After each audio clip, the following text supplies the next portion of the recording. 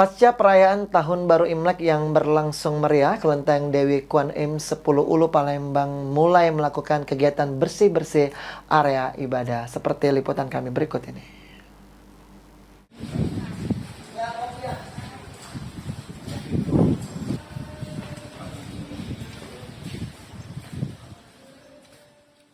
Setelah perayaan Tahun Baru Imlek dengan penuh sukacita, Kelenteng Dewi Kwan Im 10 Ulu Palembang mulai melakukan kegiatan bersih-bersih area ibadah.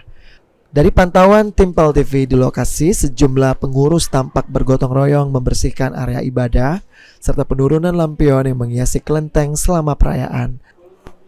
Salah satu pengurus kelenteng, Suwardi Kasim, mengatakan pembersihan ini akan memakan waktu sekitar 1 hingga 2 hari, sedangkan untuk jemaat tetap boleh melakukan ibadah tanpa khawatir terganggu dengan aktivitas para petugas.